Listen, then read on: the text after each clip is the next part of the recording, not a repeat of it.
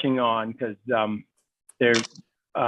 while the finance committee has weighed in on it and council has weighed in on it, I think it's important for this group to also weigh in on it. And we've got some new thinking and new information that we want to share with the committee too. Okay, all right, that's fine. So David, you want to approve the agenda? Motion to approve? Motion to approve the agenda. Second, good. So I guess the adoption of the minutes from our meeting 3 years ago. It has been 3 years. I'm happy to go ahead and accept those minutes. David, if you have any questions? No, I don't. Okay, so we're good with that, I think.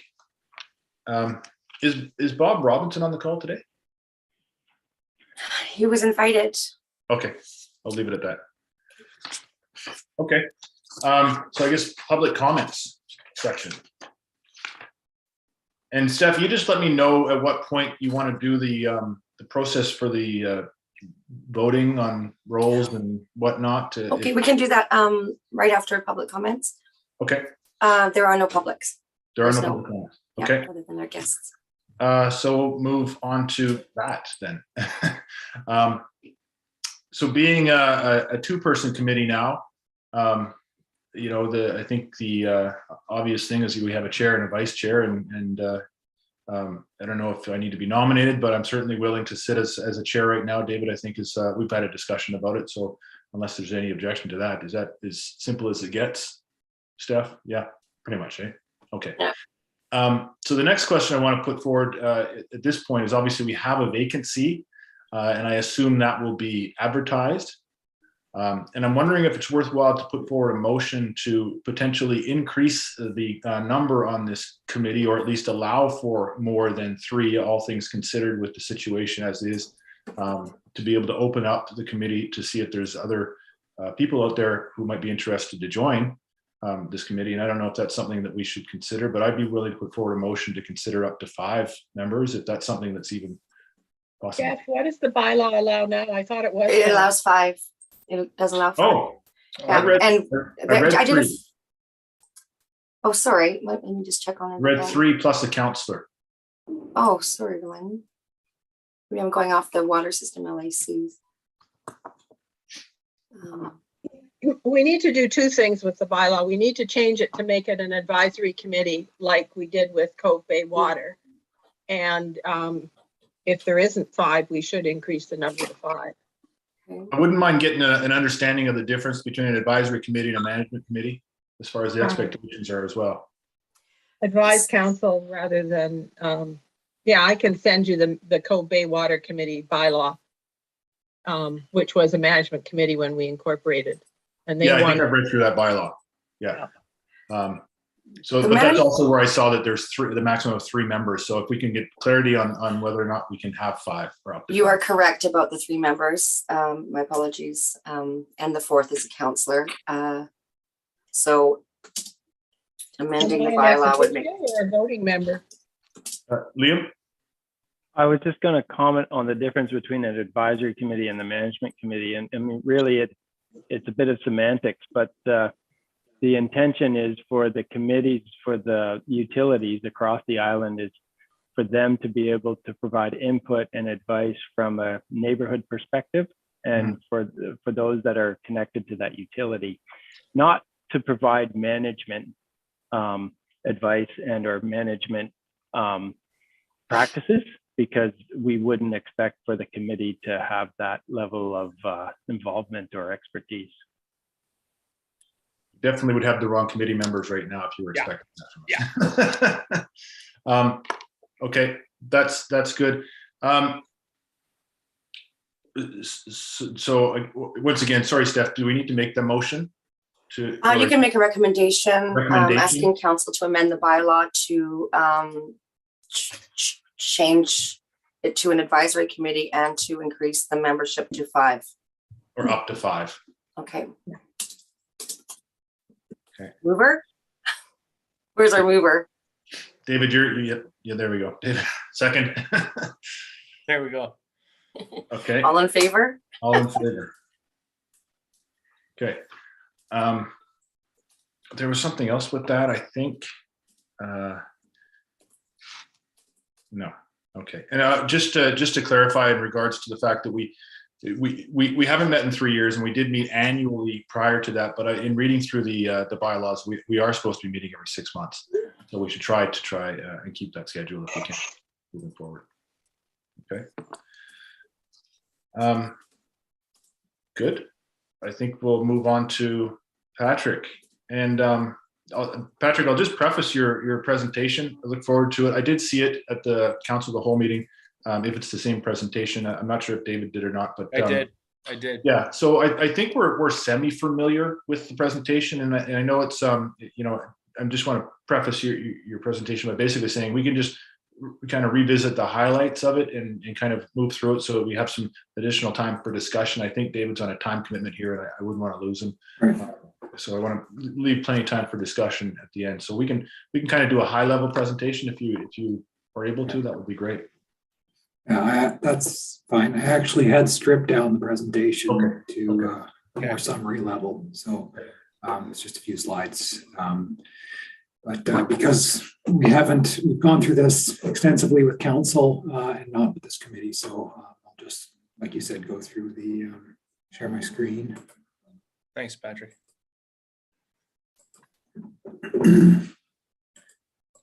So can everyone see the screen?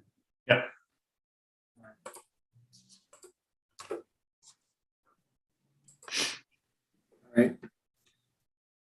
So essentially detailed capacity assessments for the current wastewater treatment plant were undertaken by Urban Systems and confirmed that the plant is at capacity and urgent need of upgrading. It's confirmed by our operational experience. So we've seen during periods of high rainfall, so when the flows into the plant are the highest, that the plant capacity has been exceeded and at times resulting in overflow to ground. There's been pooling at the inflow of the, hold on here. It's easier just to do it this way. There's been pooling at the inflow to the bioreactors, and there's been situations where Dewey has had to bypass the plant, the treatment process in order to ensure that overflows don't become worse and actually flow offsite. There has been also significant load added to the system since the first capacity assessment by Urban Systems was completed, and there's more load expected in early 2022. That's primarily Foxglove and Rivendell developments and the apartments on Bowen Island Trunk Road. Wastewater flows aren't yet there, but near the limits requiring registration under the BC Municipal Wastewater Regulation and also the Federal Wastewater Systems Effluent Regulation. The more involved of those is the BC MWR. That's an extensive process that will require a lot of work. It will also bring into effect some additional redundancy requirements, essentially having to be able to treat the 75% capacity with the largest bioreactor offline. So that has to be factored into the upgrade decisions. So just a quick overview of the proposed improvements. There was a two-phase upgrading approach recommended. So first phase is essentially adding offline equalization storage to enable the plant to operate at full capacity. It's currently not operating at full capacity. One of the smaller bioreactors is used as equalization storage. So higher flows that come in can be bled off into that bioreactor and fed back into the system. We've tried operating the plant with all three bioreactors in operation as it's designed, and that has resulted in reduced performance, essentially more likely to have capacity exceedance and overflow. Inflow and infiltration reduction efforts are ongoing. There have been some efforts in the past. The Snug Cove pump station was recently rehabilitated, which addressed a key source. We've recently rehabilitated a number of half a dozen manholes where there was evidence of infiltration, and the system review is ongoing on that front. We're also pursuing optimization of the system. So the eco-fluid process itself, we met with them earlier today to try and get some insight and a process going forward for optimizing that. And then potentially optimizing the operation of the pump stations, the one on Miller Road and the one on near the boardwalk on Snug Cove pump station. And that's going to require some work to understand how and what makes sense there. Improve monitoring. There's in particular having influent flow monitoring. Installing that will be important for optimizing the plant and assessing the benefits of the infiltration reduction measures and other things. Currently, we only have effluent flow monitoring.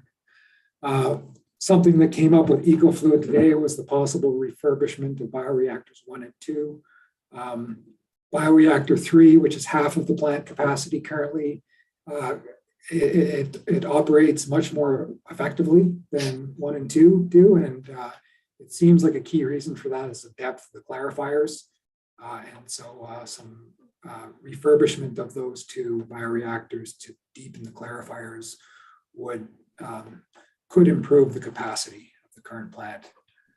Phase 2 upgrades, finish that, is essentially adding bioreactors 4 and 5, so adding capacity on the main treatment process. The other aspect that we're working on is development cost charges bylaw for the sewer service area, so that we, unlike in the past, in the future, we have development contributing to the cost of future upgrades. And Patrick, quick question on that. Then I know that it's been ongoing in regards to locating sources for the I&I reduction and things like that. Is anything since these efforts have been made, is there anything indicating that there's improvement in the situation just by doing some of these things? Yeah, anecdotally, there seems to be improvement. I mean, we had a fairly significant rainfall event last week, and we didn't come close to the condition where we're backing up and overflowing. We did have some issues with the effluent flow monitor, so it's difficult to quantify. And as I mentioned, we don't have influent flow monitoring, so but yeah, just anecdotally seems to be better. I don't know about quantifying in terms of how much capacity that's freed up for potentially adding more development. I guess that was my next question, and I don't want to get ahead of myself. Obviously, that would be very premature to suggest that, but I'm just wondering if there's any optimism in looking forward and going into a dry season with the added inflow and infiltration reduction things that have been done so far. Is there any optimism that some of these people that are kind of dangling right now might have the ability to move forward on their permits?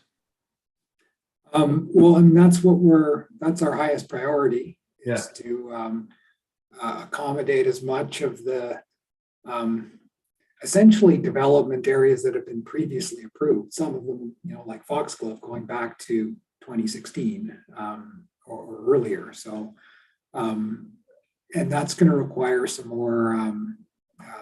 more analysis and coordination with Urban Systems, EcoFluid, and the contractor that we're going to be getting on board shortly to assist with the rest of the design process and potentially construction of the phase 1 upgrades. Okay. Yeah, can I just add to that response? Because Glenn, it's a really good question, and I think it's on everybody's minds. And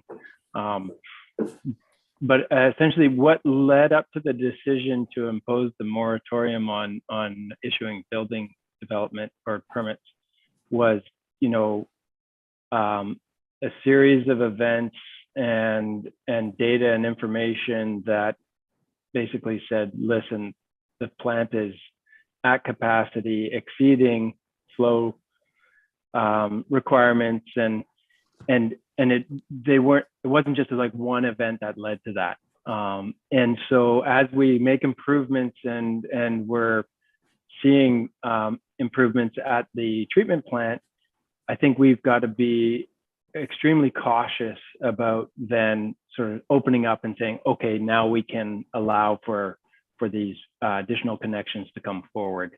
All right. So for myself anyway, I would want to have pretty strong evidence to confirm that the I&I reduction efforts yield X amount of capacity at the plant. So I get it. Everybody's like, well, we just had some big rain. Like, shouldn't we be able to measure and quantify that? And even if we can, I still would want us to make sure, and I take the engineering advice on this, but I would still want to make sure that is, we've got a really high degree of confidence that we're achieving that capacity. Yeah, and just for clarity, because I just wanted to understand this question, I was just going back through minutes of our previous meetings, albeit a while ago. I mean, in the January 2019 meeting, there was a mention by the Public Works that the sewer capacity had room for an additional 80 hookups. And then I went back to the year before in 2018, and again, the Public Works comment was the same. There was room for 80 hookups. And I just don't know whether that was just a static number and there were no hookups, or whether we weren't counting hookups, or whether we even should be. Is it a matter of the number of hookups, or really is it a matter of volume? And how do you calculate that if that's the case? Maybe I'm getting ahead of myself again. I don't know. But do you count by the number of hookups, or do we calculate the volume of fluid going through this system? There's two aspects. There's the volume, so the flow, which is, and then there's the nutrient load.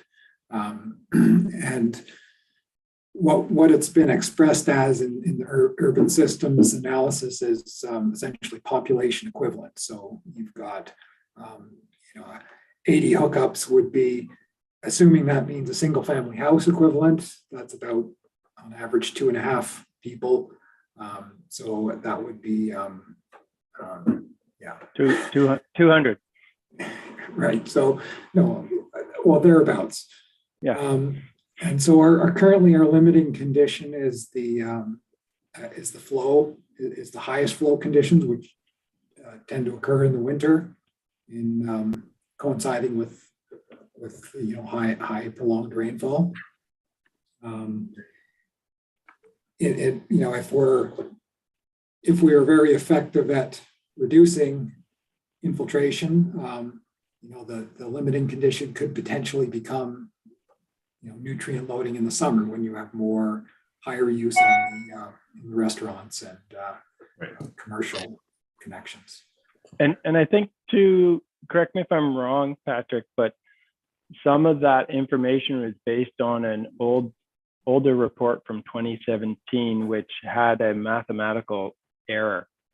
Yeah, no, I'm aware of that. I'm not trying to point out a mistake here. It does seem strange to me that, because there's about 100 hookups in the system right now. Is that correct?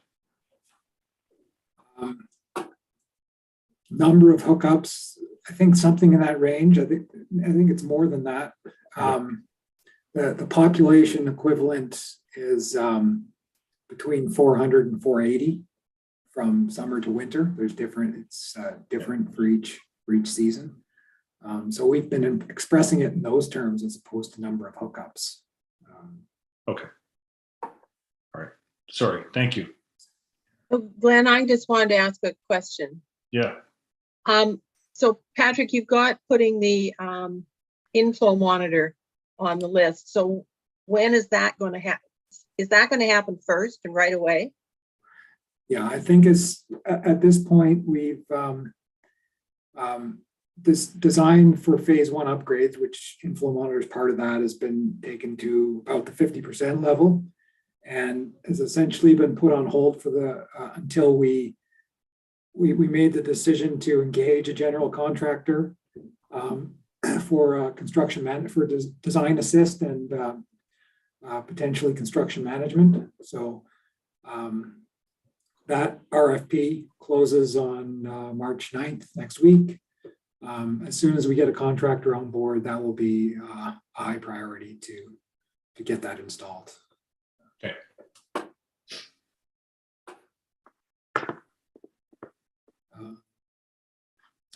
Okay.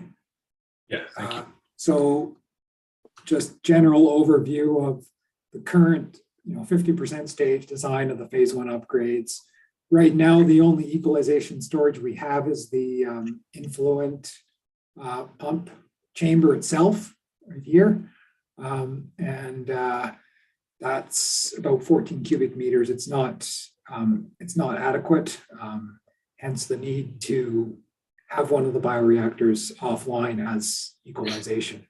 So the plan currently is to construct a new storage tank over by, there's an existing tank here that was installed for the purposes of reuse water on site. So treating some of the water to a higher level to reuse on site so that you're not using domestic water. That was the intent. Repurposing that as equalization storage and adding to that. When we get a contractor on board, one of the questions that we want to look at is, well, would it make sense to, instead of doing that, keep that for its original purpose, build a larger tank, potentially extending out to these retaining walls, eliminate the need for the retaining walls, and essentially have the tank itself act as that, as the retaining structure in addition to the storage structure, and then install one set of aeration equipment instead of two, and instead of having this actuated valve chamber that controls these two tanks, to have one pump in the new tank. So that's potentially what we would look at doing, and the plan is to figure that out as soon as we get a contractor on board over the next couple of months. And then the phase 2 upgrades essentially is adding to the process, adding 2 new bioreactors, a new influent pump station. This shows, the acquisition of a small piece of property in Crippen Regional Park, which hasn't been confirmed that that's going to be possible, but that's the general plan. And this could potentially be more than one phase as well, depending on financing and development growth expectations. And just to point out that the equalization storage, that is a component of the ultimate upgrades. By ultimate, I mean for accommodating 20-year growth. So not ultimate. I mean, if you look at 40-year growth, that goes beyond what's shown here, and would require additional land, and that's to be determined. Just really general timeline. It's not going back all the way, just to October 2020 when we had our capacity assessment and scoping study for plant upgrades done. Then this past October, we had completed pre-design for wastewater treatment plant upgrades and environmental studies related to that. And that's where the proposed 2-phased upgrade approach came from. As Liam mentioned, there was earlier at the beginning of this year, moratorium on new building permits until wastewater treatment plant is upgraded. We did complete 50% design for the phase 1 upgrades recently in February. And we did, as I mentioned, rehabilitate 6 manholes where there was evidence of infiltration. 3 of those were actually, you could see the infiltration happening, and the other 3 just had evidence, so staining on the concrete and that sort of thing. In March this month, we'll engage a general contractor for construction management. We reviewed this morning, and we'll continue to review plant operation with EcoFluid. That's shown there twice. And then, April to July, moving forward with detailed design for the phase one upgrades, potentially review of the pump station operation, ongoing assessment of the collection system to see if there's any more we can do and identify with relating to infiltration, installation of the flow monitor. And then, technically it's possible to have phase one upgrades completed this year. It's probably going to extend into early 2023 before that can be completed. And the timing for phase two upgrades is really up in the air. It's to be determined. And the completion of the phase one upgrades would indicate that the current projects would be green lighted? Like at what point, like is that open? Yeah, sorry. The projects that are under construction and that have submitted for building permits already. It doesn't necessarily accommodate the vacant lots in Foxglove and up on Elron's Court, and there's one remaining on Rivendell. It doesn't necessarily accommodate those, and that's something we'll be working with Urban Systems on determining whether we can. And then the phase two, and anything future, and that would include the ability to accommodate, say, like the health center and the community center. That would be not currently envisioned as part of what we can accommodate with phase one. And is there a best guess on the phase two upgrades to completion? Like I'm as far as that process, it's could be quite lengthy. Is this moratorium in place for 3 years, 4 years, 5 years? Potentially, yeah. Potentially. It really depends on financing, and I'll just get into, maybe go to the next slide here, the financial summary. I didn't show the phase two upgrades is closer to a $6 million cost, like 5.8 million is the estimate. And so far we've really focused on how to pay for phase one upgrades, and the estimated cost of that is 1.64. Some of those costs have been incurred with the early part of the design process this year, but for the most part they haven't been. Funds haven't been collected from development in the past to pay, so there's no funding source from that. Snug Cove sewer system hasn't built up a capital reserve for infrastructural renewal, so there's not really a funding source there. So I think this is what Liam was getting at earlier, is that we have a cost estimate and we've identified which immediate sources that money can come from. In terms of the breakdown of ultimately paying for that, how much is paid for from the Snug Cove sewer system and how much is paid from general municipal is to be confirmed.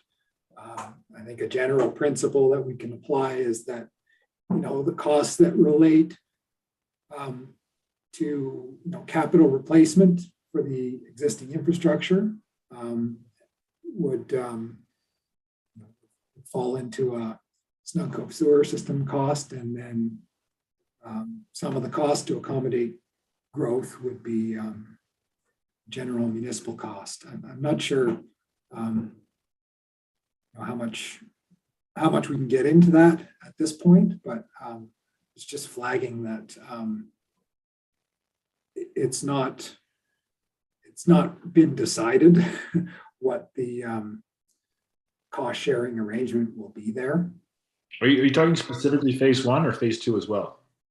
Well, I would say now I'm talking about phase one, but yeah, it applies to phase two as well. Phase two, it's probably more clearly related to future growth, although there are going to be costs relating to registration with the PCMWR and the federal legislation that some of those costs may be attributable to the current system. And the outfall improvements. Well, yeah, I guess that's true too. There's one component of the phase 2 works is proposed replacement of the existing outfall, which has been compromised multiple times. Does need to be replaced regardless. It would be replaced with a larger diameter outfall to accommodate, what your 40-year your ultimate growth might be. But a component of that cost, probably about $500,000 of that outfall cost, would be considered capital replacement, essentially replacing the existing outfall. And so it would make sense that that cost would be borne by the service area. That's our current thinking anyways.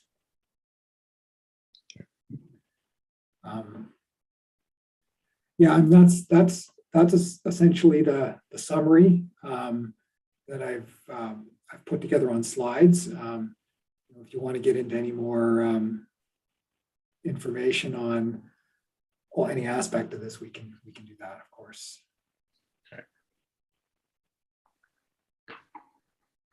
Okay.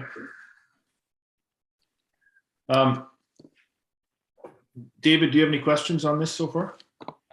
No, I don't. That's the 5.8 number. Was that including phase 1 or is that just for phase 2? I just tried. No, that was additional to, that was phase 2. Okay. Which could potentially be a phase 2A and 2B, right? If it might. Gotcha. May make sense to install one bioreactor, or it may make sense to do them both at the same time. Yeah. But it's the financing of that is uncertain. How would we pay for that? So that would have to be figured out. We don't actually have direction yet from. Initially, we had asked for direction from council to proceed with phase 1 and to proceed with design work for phase 2. And the decision was that we proceed with phase 1 only at this point. So I'm not even sure when we move forward with the design phase for phase 2 upgrades. Okay, I think Allison's got her hand up there. Allison? I guess I'm just back to the outfall. You're talking about a bigger pipe. Would it make sense to install 2 at the same time in case one fails and then you've got a backup? That was a question that was posed to me the other day at the wall opening, opening. And then I guess just, it's got to be done regardless of whether or not we do phase 2, right? It has to be done at some point. Yeah. So it would have If to be. it's not outflowing where it should be outflowing right now. It's not outflowing where it was originally installed. Where are we at then right now? As far as the phase 1 funding, from my understanding, this has been to the finance committee. It's been before council. Is it moving forward with what you just presented to us then? We've gotten direction from council to move forward. Okay. And that's what we're doing. Okay. We haven't, I guess there was at the last council meeting, a more recent discussion about, yes, we'll pay for this phase 1 upgrades from these sources that we identified, the capital renewal and replacement and the unappropriated surplus. But in terms of paying that back, there seemed to be a recognition that it shouldn't all be general municipal financed, that part of it should be financed by the service area. And maybe Kristen or Liam has something more to say about that because they were there and I wasn't. Yeah, Kristen, did you want to say something there? Or? First, I'll say hello. Nice to meet you all. I'm Kristen. I'm the new CFO here, so I think I know most of you. I'm the new old CFO here. Whoa, So yeah, hello. Kristen is back. Hi, David. Hello. Thank you. So we where we're at right now is we've kind of just had some internal discussions here. I wasn't here in time for the January meeting. I watched it, and I will say I was a little bit surprised by the decision. I wasn't surprised by council's decision to move forward with the project at all. It's a critical piece of infrastructure. It needs to be fixed. We need a solution. That is not anything that was surprising to me. But given our history and how we've always self-financed utility local service areas, how we just finished a very significant infrastructure project in Cove Bay. Again, another area that has significance island-wide, but that was attributed 100% to the local service area. It just surprised me that it was a departure from previous policy. So I had a conversation with Liam. I'm sure most of you have been exposed or heard or seen or had conversations with people that there is some sentiment out in the community too, that perhaps the part of the cost should be attributed or assigned to the local service area. So I think it's fair. I think it's fair to move forward with council with a proposal, some kind of cost allocation. I'd work with Patrick to kind of see what we could determine could be attributed to existing users versus future users, and kind of divide up the costs a little bit, and then propose to council if there's any kind of desire on their part to consider an allocation to the local service area. And if there's not, there's not. But if there is, we haven't done the budget yet, there's still an opportunity to do that. So it could be, if they did want to look and explore that opportunity, then we could consider some kind of cost sharing by either a parcel tax or through user rates or through some combination of both.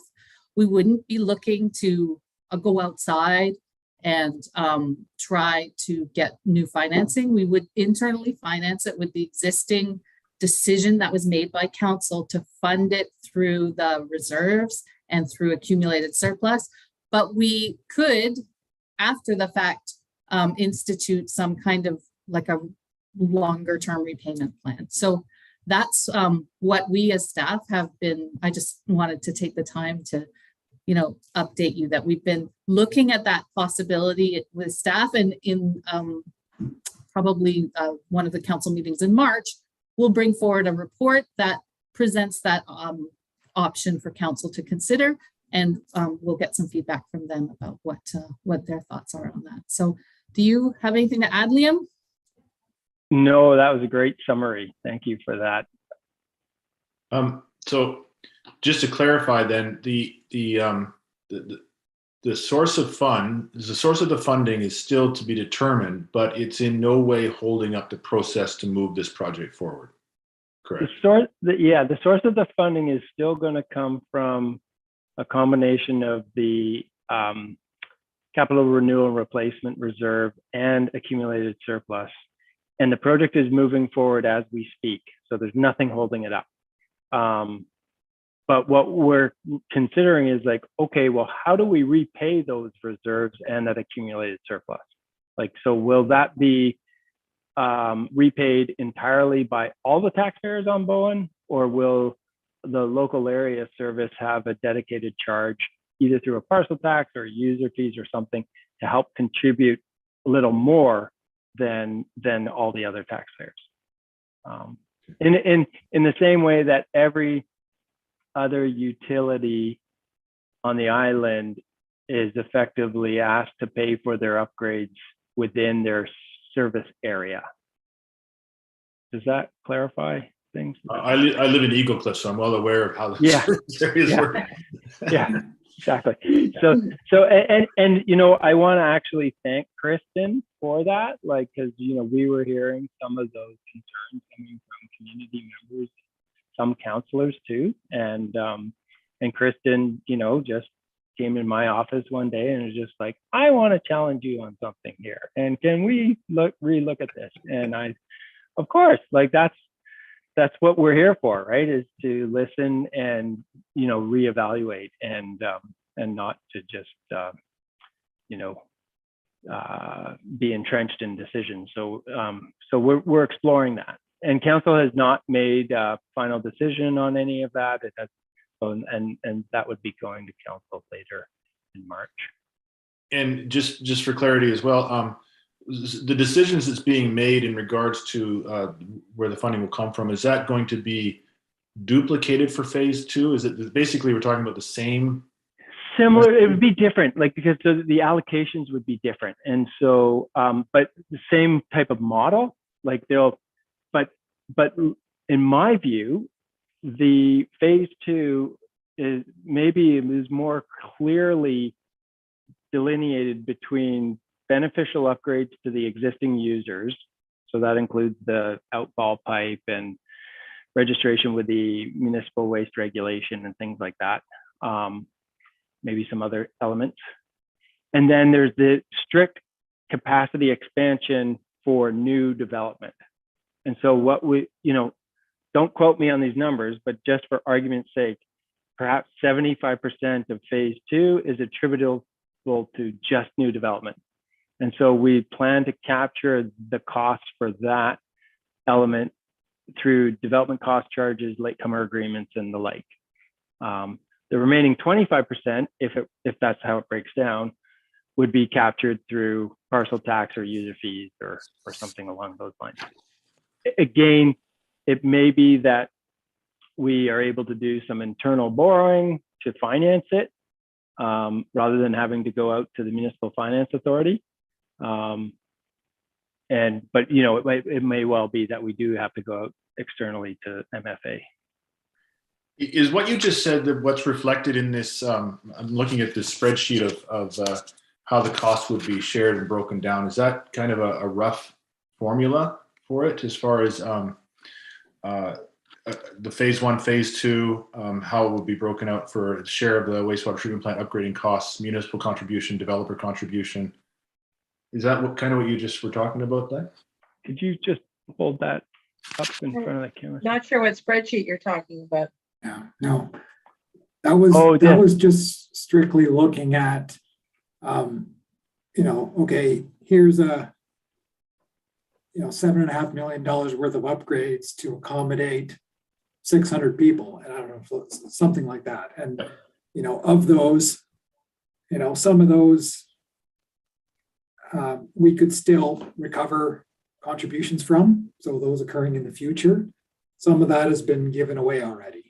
And so, I was coming at it from the point of view of, well, the municipality as a whole, through council, made the decision to give that capacity away. And so that's a municipal cost. I think as Kristen and Liam were describing, that we're thinking about that a little bit differently now, because there are aspects of the project that are, you could attribute to the local area. Okay, so and again, just for clarity, the fire hall is already connected. Yeah. If it's not, it will be very shortly. It is. But it is permitted to connect. Yeah. Yes. The health center is doing a septic field, and the community center is doing a septic field. Yeah. Okay. Okay. Can I just ask which meeting agenda you plucked that spreadsheet from, Glenn? I have a vague recollection. I will let you know. I just it was a link in one of the. I think it was the 24th, the January 24th. Okay, so it's a link in the package. Yeah. That we have for this meeting, just in case anybody in the public is watching, they can go find it. Yeah. Okay. Yeah. And that was, I developed that. Kristen didn't have any input into that. She wasn't here. So. Okay. Okay. Right. And so, Tries to be Colonel Klink, I know nothing. Glenn, for the phase 2, it's really important that we get this development cost charge established in advance of further work there. And the nice thing is that the difficult and challenging work for the development cost charge has already been done, and that's coming up with like a preliminary design and design cost estimates. And then what we really do need to do is to do more work like what Patrick has done on that spreadsheet you just showed about determining what the cost allocation is on a per capita basis, which we can then derive a per connection basis depending on the type of development.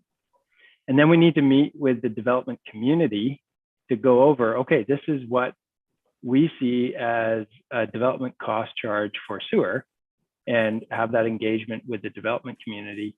And then we bring that back to council to get their view and input on it. And if they support it, we then advance it to the province, to the inspector of municipalities for consideration of approval. That whole process takes a fair bit of time, maybe a year. And then if all goes well, we then have a DCC in place, perhaps this time next year for sewer charges.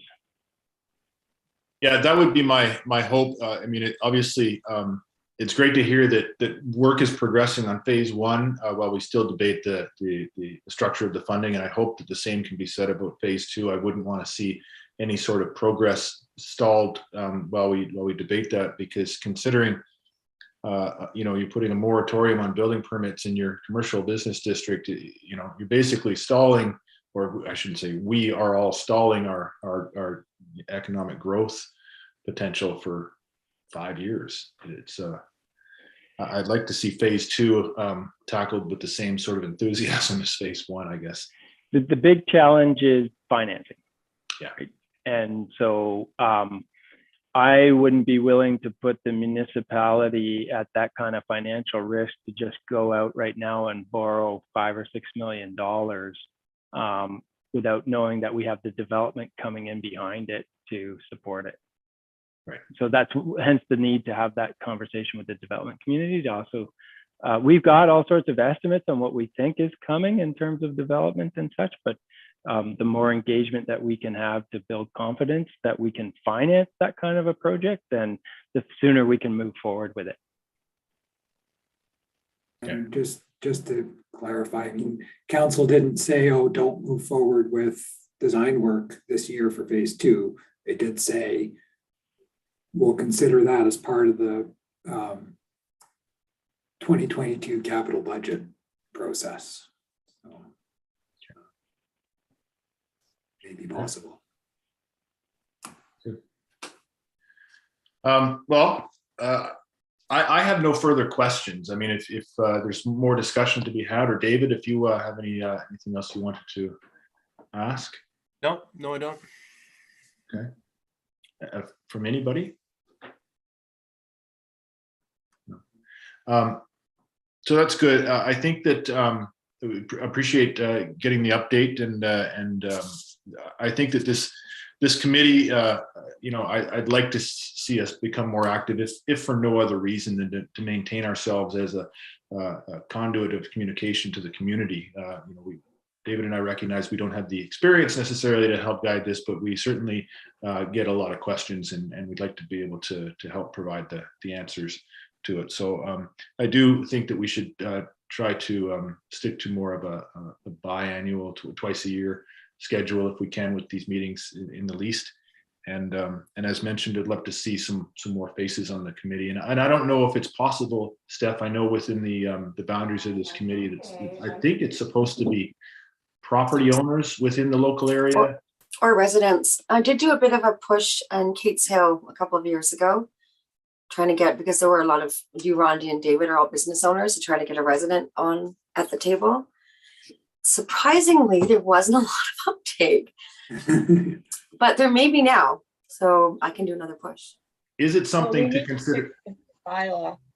I've had that on my to-do list, so I will have another cut at amending it, because I did the work on the Cove Bay Water one. Okay. And I've already talked about that. And I just discovered that I'm actually a voting member of this committee. So I want to fix that. Considering the options that are being considered for funding sources, is it reasonable to suggest that we would open up the committee to non-residents and non-property owners of the LAC? I don't think it makes sense to have non-residents in the LAC, and in terms of the finance, and I mean, at risk of saying something a bit cheeky here, but that's kind of the role of council, right? In terms of determining how things get financed. And the LACs are a brilliant opportunity to get direct neighborhood advice and input into those financial decisions and those types of decisions. But ultimately it's council's decision. And so I hear what you're saying, but I think that's what we look to council for. Okay. Can I just ask, Glenn, are you suggesting not by non-residents, you mean people that don't live in the area or own property in the area? So you're thinking about Correct. all the tenants down in the cove? Yeah, I'm just thinking if there's people out in the community who could add value to this committee through their knowledge and experience, simply because this really does affect the entire island. Obviously it's a local area, and there's considerations with that, but it does affect the whole island, and I wouldn't want to exclude someone from a committee if they have something valuable to contribute. Well, and that's where, like we have Brad Hawthorne here today, right? Brad doesn't live in the area of service. And so, any of the committee meetings that are open to the public, anybody can attend. Okay. And so, but I think for actual membership on an advisory committee, it makes sense to me that they actually live in that service area. I'm not sure what the community charter says too about that. I don't know. I don't know. Okay. We'll have to check that. Okay. But it doesn't prevent you from inviting somebody with expertise to attend the meeting to provide you with information. Yeah, like for example, Brad, I'm continuing to use you because you're here. Brad doesn't live in the neighborhood, but has a keen interest in this because it impacts the island and it impacts people he knows, and he's a concerned citizen, and hence the reason why we've had quite extensive discussions directly with Brad, and then also why he's here today too. So, Brad, did you want to add anything to our discussion today in regards to what you've heard so far? Thoughts on what's going on? No, I haven't prepared anything today, and okay. I've previously provided technical input to Liam and Patrick and Steve, and so I'm sure they're absorbing some of that stuff. Some of it is going to be useful to them, some of it not. I'll let them go through that. I'm really just here to listen today. Okay, thank you. Well, on that, we're coming up on 2 o'clock, and I know David's got some time commitment, so maybe we'll, if there's nothing else, we can move to adjourn. Steph, do we need to discuss meeting dates, or we can do that offline? Next meeting dates. I'm just looking at the agenda. Yeah, why don't we wait and see if there's a trigger of some kind from council? There'll be a budget meeting from Kristen. Oh, right. Okay, so Last week of March sometime, Steph? okay, let's do that right now then. I'm gonna take one, I'll shoot an arrow out, and if it lands, it lands. If not, we'll pull. So today is Thursday at 1 o'clock. So what about Thursday, March 31st at 1 o'clock? I'm good. That was even one of the dates I said I was available. Yep, that works. Phew. David, you're good? Yes. Yeah. We'll keep it to Allison's an hour. good? Yeah. Yes, we did it. And is there any chance to get a quick info thing out to recruit one more member so that we had somebody from Kate's Hill, and David and Glenn can start twisting arms to get somebody to Yeah, I'll call the Kate's Hill Resident Society again. They just laughed at me last time. Yeah. But I'll try them again. And they And have get to be something available in. at Thursday at 1 on the Yeah. 31st. Exactly. The only criteria. And Liam, I'm sorry, just for clarity, one more time, are we continuing under the Snug Cove Local Management Committee title? Is that what we are? Or- Yeah, Until until we it gets change the changed by bylaw. a council, it will remain that way. Okay. I'll see what I can do about getting the draft done for the March 28th meeting. How is him? Great. All right. Well, I He will. already did one. I just have to check through it. I will. I'll move to adjourn if we're all in agreement on that. So, all good. Okay. All right. Thank you. Yeah. Thank you, everybody. I do appreciate taking the time.